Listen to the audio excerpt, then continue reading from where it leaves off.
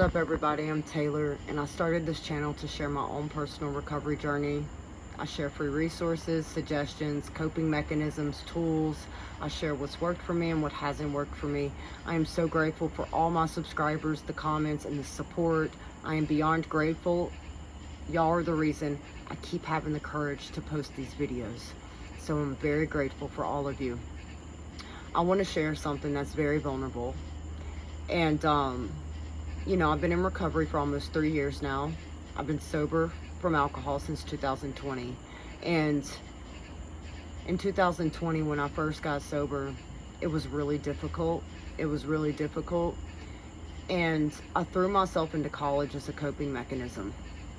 With being in college full-time, online, and being a stay-at-home mom, taking care of a toddler, that kept me pretty busy. I had zero support system.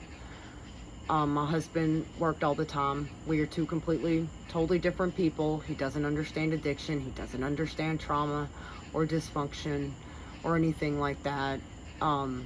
He doesn't talk about emotions the way I talk about emotions. He's very supportive in his own ways. And so my point of saying that is that I had zero support system. I had zero people in my life that could relate to me. I had zero people that heard me, saw me, or understood me. And honestly, my entire life, I never had people that heard me, saw me, or understand me. I was always around people that were in active addiction because I myself was in active addiction. So I was always around dysfunctional and unhealthy individuals, just as I was. And so the thing is that, you know, if a person's not taught how to face pain, how can they expect to know how? You know, that's what I got to a point in my life, and I realized, like, I wasn't taught how to cope with pain. I wasn't taught how to process my emotions in a healthy way. I definitely was not taught how to communicate when I become dysregulated or stressed out. I wasn't taught how to have a healthy relationship with people or myself. And it's not that I'm blaming anybody, because I'm not. But my point of saying this is that everything that I had become was because of what I saw growing up, the people I hung around. And so by coming into recovery 3 years ago in Alcoholics Anonymous, because that is all that I had known of whatever, you know, the recovery program. I knew about NA, but I was always more connected to AA, I guess, because I had been in and out so much, it was familiar. I knew the layout and everything like that. And I'm so grateful for Zoom, because there's no way I would have been able to go to in-person meetings and change by going to an in-person meeting. And that is what I needed to make my recovery work. And I threw myself into 12-step programs. When I first started, I was doing like 3 to 4 meetings a day, depending on how I felt. If I needed more, I would do more. I threw myself into recovery the way I threw myself in active addiction, the way I threw myself in my suffering. And so my intention of creating this video and sharing a very vulnerable part of my story is because I want to share, and I want people to see how recovery works.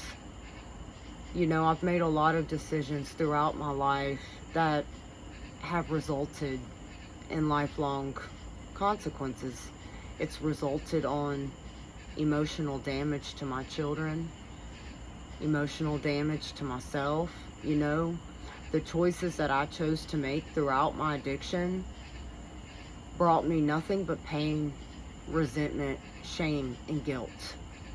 And with 15 years of being numbed out, I wasn't able to process not anything, not one painful event, not one painful experience, not any emotion. All I did was shove it down and shove it down and shove it down and shove it down. And see, the thing about addiction is it's progressive. And when I first started drinking before I was a teenager, it was fun, right? It was really fun. We would be goofy and do goofy things. And then the older I got, and the more I started to, you know, diving into other stuff and being around other types of people, my body started needing it. Not just my body, really, but my mind wanted it because it was an escape from reality. And so I used addiction as a coping mechanism to help me deal with the pain that I had felt within myself. And the thing is that, my parents didn't raise me. They had me from the age of 1 to 2. And so whatever happened with them, they would fight a lot. They would scream a lot at each other. I was told that my mom did not bond with me, that my father was the one who mostly bonded with me and would take care of me. My mother was a very impulsive, reactive person. And I spent majority of my life seeking her approval, seeking her love, wanting her to see me, wanting her to love me. And I wasted so much energy and I wasted so much time because due to her inability to be emotionally available for me, it affected the way that I was emotionally available to myself, but not just with myself, how I was emotionally available to my children. And, I had my first kid at 15 years old. And I was just a child myself. I was a child having a child. I was very emotionally immature. All I did was smoke and drink. I just wanted to hang out with my friends. I didn't want the responsibility. I tried for maybe 2 months to be a mom and do the mom thing and take care of her. And I lived with my grandmother, and thankfully for her, she took care of my daughter. And I was in and out and of the house, leaving, going, doing whatever I pleased. And I signed over my rights to her because I couldn't take care of her emotionally, physically, or financially. I couldn't even take care of myself because I chose addiction over my child, because that's how addiction affects the mind. And so a couple of years later, I had my second kid with my first husband. And we were both in active addiction. It was a very dysfunctional, unhealthy, abusive relationship. And because of the choices that I chose to make, I left the hospital without my second child. And so I got pregnant again a year after that. I think it was about a year after that, with my husband, my first husband. And it was different because I was really deep into addiction. And so I was having female problems, which led me to believe that I wasn't pregnant. And so I was really deep in my addiction, and I was having a lot of female issues. And so I went to the doctor months later because I was always so stubborn about going to doctors and stuff. And they told me that I was still pregnant. And I felt pain from that because I knew that I had fucked up. I knew it. I was so far in my addiction. I was having serious complications. And at that time, my husband decided that he wanted to get his life together. So he basically abandoned me and left and went to prison to do his time so he could get his life together. And I had no one. I was alone. And just about everything I've been through my entire life, I've had to deal with alone. And after he left, that is when my addiction got the worst that it had ever been my entire life. And on July 17th in 2014, which is my birthday, I not only went to court that morning to sign over and surrender my rights to my second kid for my aunt to raise her, but I also had a doctor's appointment after court, all on my birthday. And I was hospitalized due to serious complications. And I was alone. And so, I wish I could sit here and say, I remember what that felt like. I remember that fear, but I don't as I talk about it. And so I did for years though. It's been almost 12 years and they say time heals. And I've been sober since 2020. I haven't drank, but I was on so many different psych meds, about 6 or 7, and I'm not exaggerating, that I was so physically and emotionally and spiritually numb. Like, seriously. So when I came off my psych meds, when I got into recovery about 3 years ago, I think it was maybe about 6 months into recovery, that I knew I needed to come off my psych meds because they were affecting me in a harmful way, and they were making my life unmanageable. And I had to really check my motives of why am I on this many medications. And so I made the decision to come off and withdraw, which the withdrawals lasted about 6 months. Physical, mental, and emotional withdrawals. It was worse than addiction, okay? And that's how strong my willingness was to do whatever it took to get my life together, to bring myself out of my own suffering.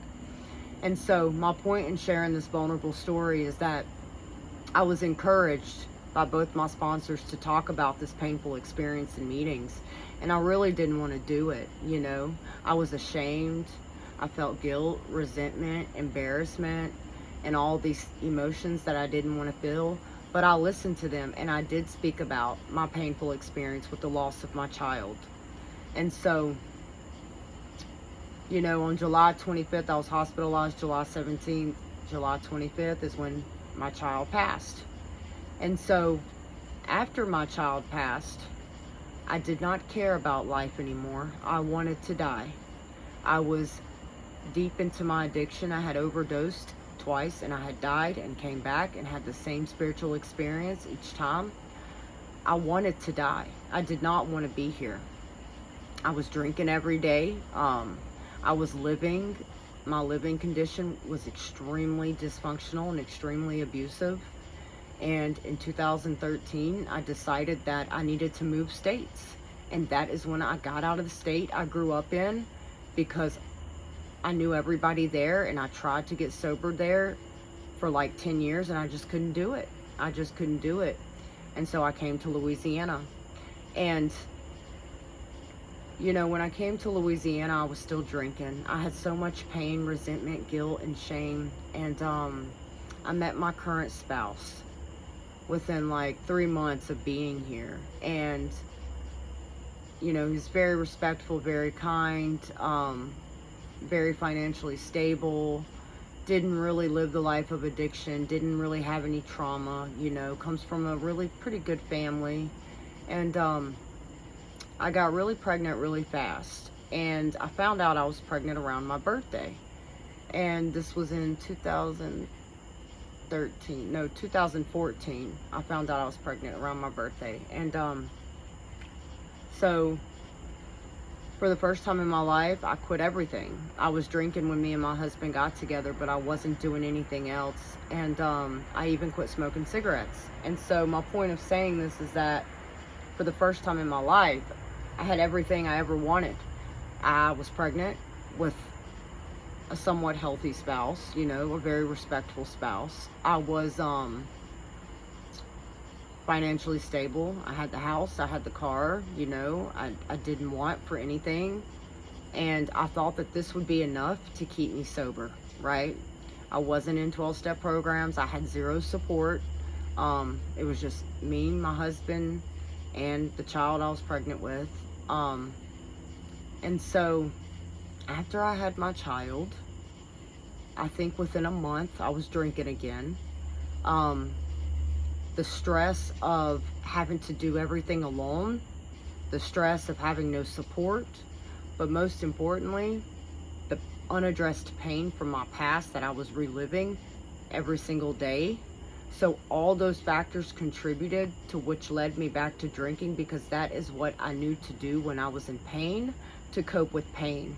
Drinking was my coping mechanism. Numbing was my coping mechanism. And so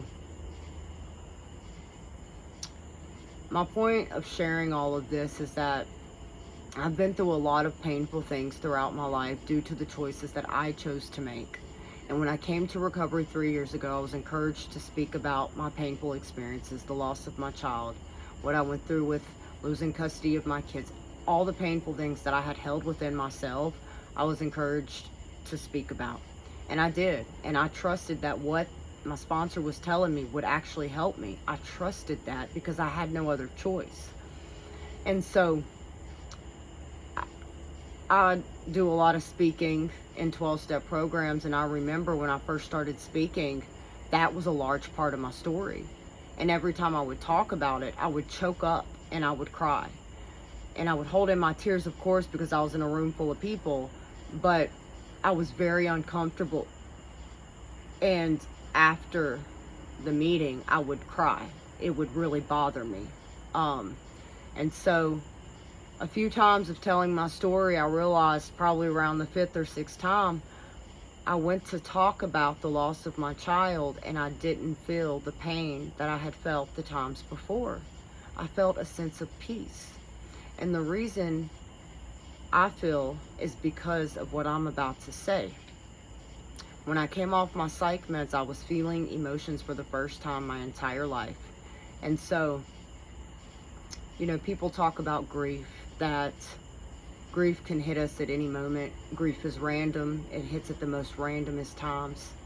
And so one day I was scrolling through YouTube shorts, and I'm not a big music person. I rather sit in silence.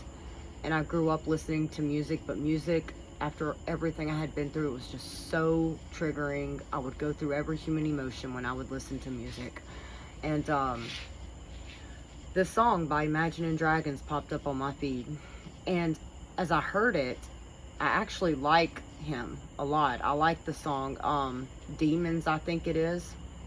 And I started feeling like this weirdness in my body, like this emotional dysregulation.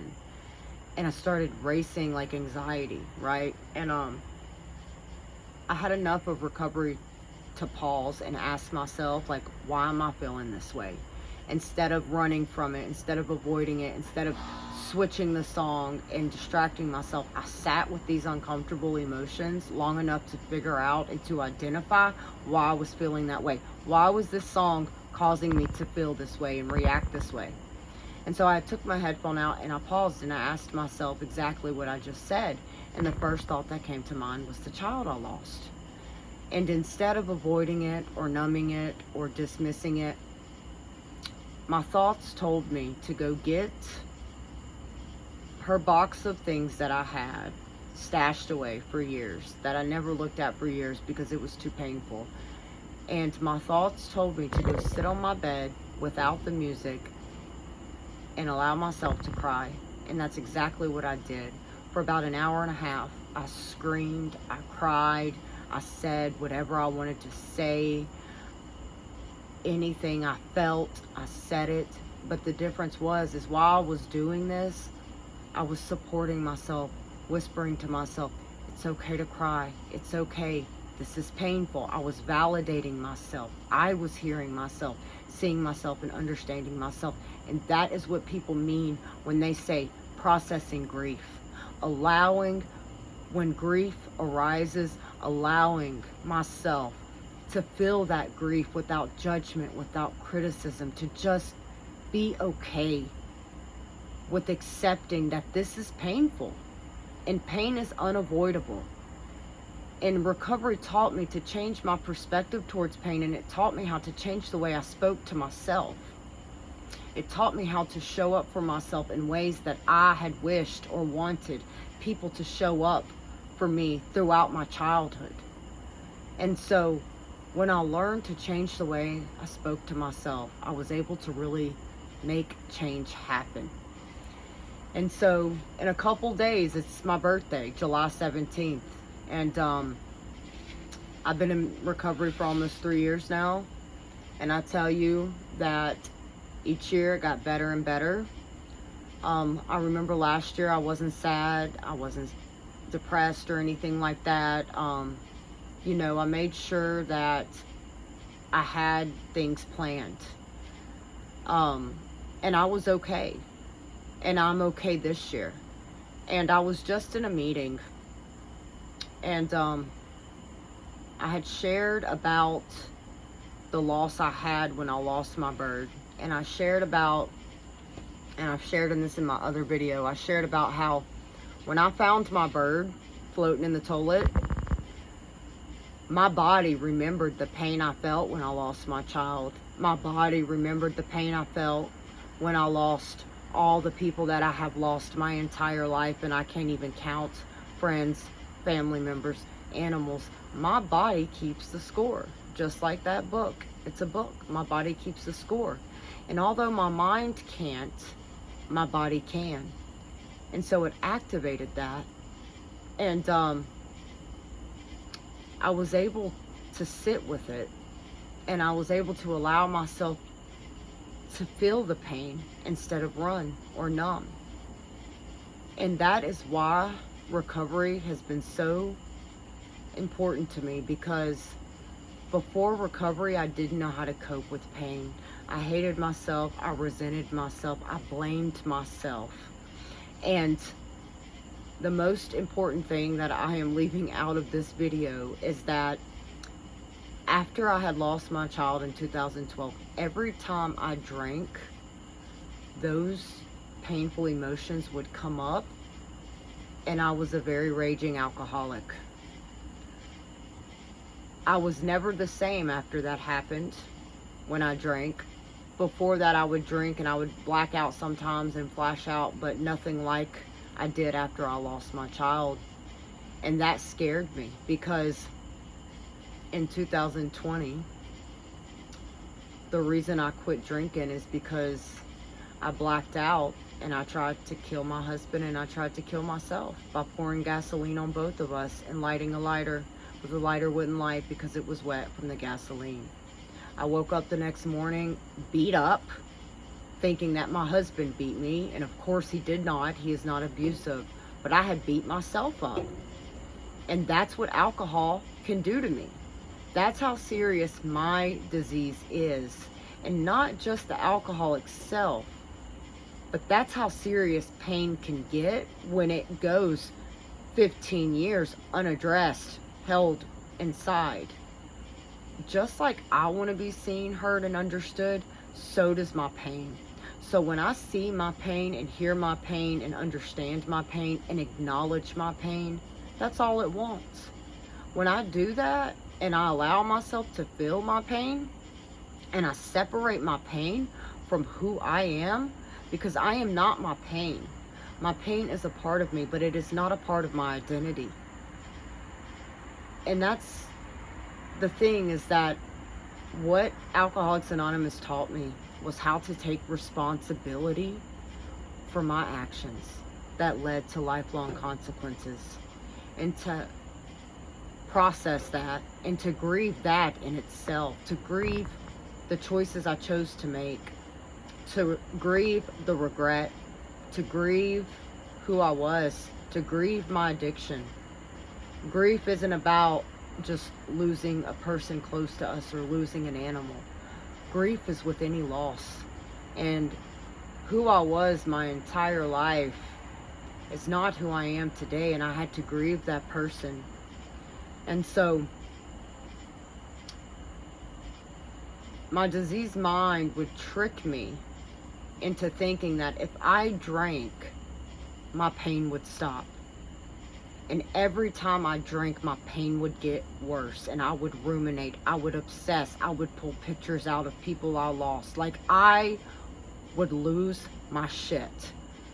And so when I really started doing the research on like the diseased mind, addiction on the brain, and like all of the research I talk about in my other videos, and I really started understanding how my brain works, I was able to realize that I have a choice. I have a choice to listen to my brain. My brain can tell me to drink, but ultimately, physically, it's my choice if I want to pick up that drink. And each time I didn't pick up that drink, the easier it got, the more courageous I felt, the more confident I felt. And I remember my grandmother died the first year I was in recovery. And I used to say, whenever my grandmother dies, that could cause me to drink again. If I lose another child, I'll take a drink because I won't be able to cope with the pain. I had those reservations. And when my grandmother died, instead of picking up a drink, I picked up the tools of my program. I called somebody. And The day of her death, I actually had a counselor's appointment already scheduled, so I was able to keep that commitment. And I and my family that I do not associate with went out to eat at a Mexican restaurant, and everybody ordered daiquiris. Daiquiris? Yeah, daiquiris. And I was sitting there, and for the first time my entire life, I did not drink. I did not drink. And that showed me that I have what it takes to not ever pick up a drink again, because I do have a choice. So the more I didn't pick up the drink, the more I saw that I have the control of not picking up the drink, and the easier it got, the more natural it became. And today I can talk about painful things, and I don't feel the shame, I don't feel the resentment, I don't feel the guilt, because I have truly learned how to forgive myself. Forgiveness is a process. I cannot emphasize on how many forgiveness letters I have written to myself since I've been in recovery, and I still use that tool today. It's the little tools that I have used that have got me to where I'm at today, and that keep me where I'm at, and that keeps me moving forward in my recovery. And so my intention of creating this video is to show people what healing can do. I never thought that I would get to this place. I never thought that I would be able to sit here and look at myself in the eyes while I tell this most vulnerable, most painful experience that I experienced due to the choices that I made. I never thought that I would be able to do that. And recovery has given me that. It doesn't matter what recovery program, it doesn't matter what path the person takes to make recovery happen. Everybody has their own paths, and I've learned for me that I can either fight the pain or I can surrender to the pain. And when I surrender to my pain, when it comes up, and I see it and I hear it and I understand it and I acknowledge it, and I comfort myself and speak to myself nicely and support myself, the pain subsides within 15-20 minutes, sometimes less than that. But it's when I ignore it, it keeps wanting to be seen, it keeps wanting to be heard, and I keep ignoring it and I keep ignoring it. So my problem wasn't the addiction itself. It was me not knowing how to deal with or navigate or process pain in a healthy way. So I hope by me having the courage to share this vulnerable part of my story, that it can help someone else see that I say all the time, suffering is a choice just as recovery is a choice. And I say that because I spent my entire life thinking I didn't have a choice. I spent my entire life thinking I didn't have a choice. And I had to start believing in myself. And so when a person has gotten to a point of where they are so broken, there's only two options: to get up and take action, or to stay stuck or give up. My bad, three options. So, you know, pain, like I said, is unavoidable, and pain arises on a day-to-day basis all throughout my day. Recovery doesn't stop the pain, but what recovery has done is given me a solution to deal and process and manage my pain. And so for my birthday, I've decided to be of service. I've decided to maintain my daily recovery schedule that I speak so highly about, because it is a crucial part in my recovery. Later that day, I'm actually going to go to the women's rehab to do more service work. And I'm going to take the time, majority of my day, to sit outside and to be grateful and to meditate and to be mindful of the animals I have in my backyard. I have wild raccoons that come, I have birds I feed, I have dragonflies that even come and visit me. And so to just be in the present moment and to be grateful for the gift of life, to be grateful for the power of life, but also to be grateful for the gift of death, because I feared death my entire life until it actually happened to me twice. And I realized with my personal experience that death is just as beautiful as life. The problem with death is the attachments I have to the people that I love. That is what causes the pain, the attachment. But for me, not the actual death in itself, it's the attachment, the connection, the closeness that I have built with that individual. And life is impermanent. We are constantly changing our thoughts, our feelings, ourselves. Everything is constantly changing. And so I've learned to appreciate life, and I've learned to appreciate death, and I've learned to be grateful for where I am in life today. And today I choose recovery.